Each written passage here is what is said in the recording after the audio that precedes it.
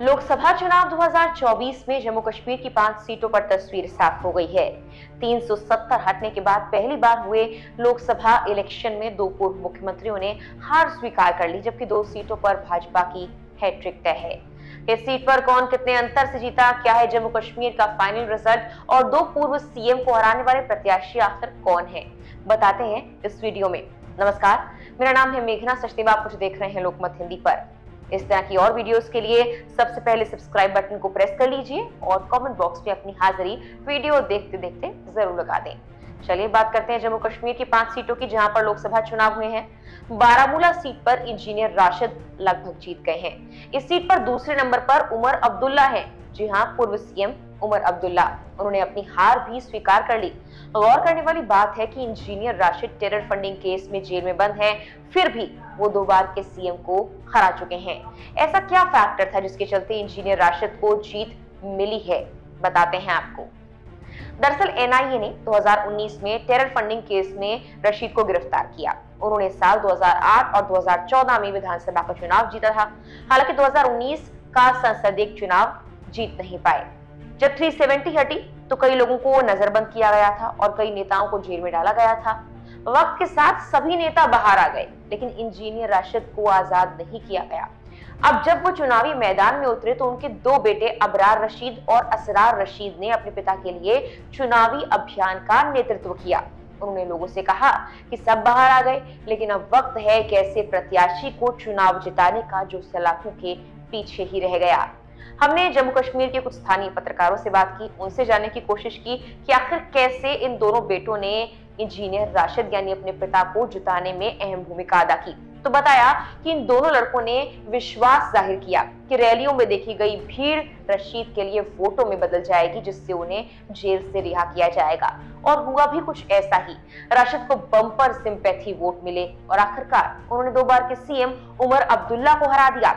इस सीट पर जीत का अंतर भी काफी है। धारा 370 हटने का विरोध करने वाले उमर अब्दुल्ला ने इस बार अपनी पारंपरिक सीट श्रीनगर को छोड़कर बारामूला से चुनाव लड़ा था। 2009 के बाद से वो अब जाकर लोकसभा चुनाव लड़े, लेकिन करारी हार का सामना करना पड़ा।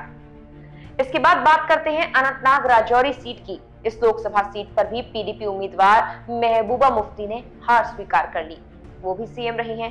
पूर्व सीएम मुफ्ती ने सोशल मीडिया पर पोस्ट कर कहा, जनता के फैसले का सम्मान करते हुए मैं अपने पीडीपी कार्यकर्ताओं और नेताओं को उनकी कड़ी मेहनत और तमाम मुश्किल के बावजूद समर्थन के लिए धन्यवाद देती हूँ।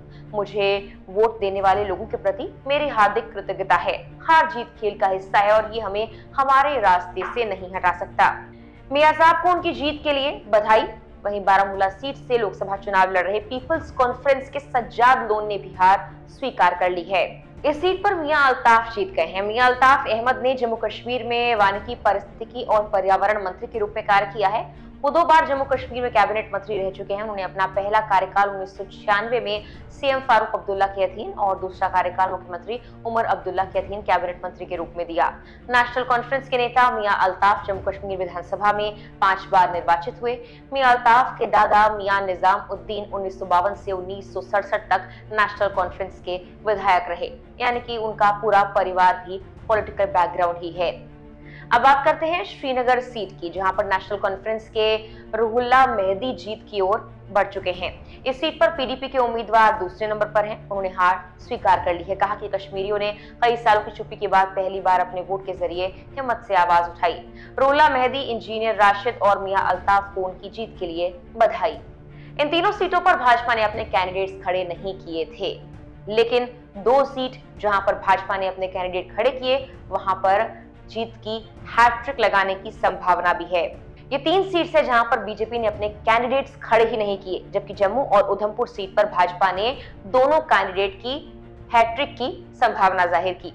लोकसभा सीट पर भाजपा के उम्मीदवार जुगल किशोर जम्मू में 1 लाख से भी ज्यादा वोटों से आगे चल रहे हैं। इतने बड़े अंतर से उनकी जीत तय है, जबकि कांग्रेस प्रत्याशी रमन भल्ला दूसरे नंबर पर है।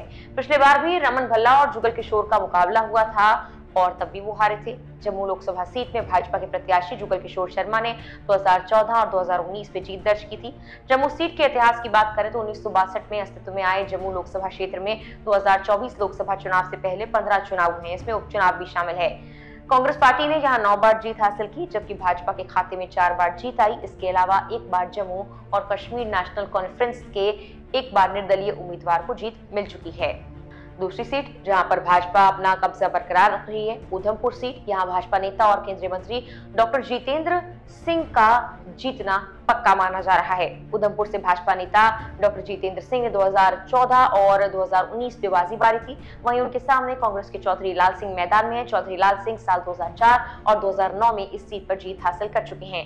केंद्रीय मंत्री डॉक्टर जितेंद्र सिंह की हैट्रिक भी तय मानी जा रही है। उधमपुर सीट पर 16 लाख से ज्यादा वोटर्स हैं, जबकि इस सीट पर 12 उम्मीदवार मैदान में थे। तो यह है जम्मू कश्मीर की 5 लोकसभा सीटों की तस्वीर। फिलहाल के लिए इस वीडियो में इतना ही। नमस्कार।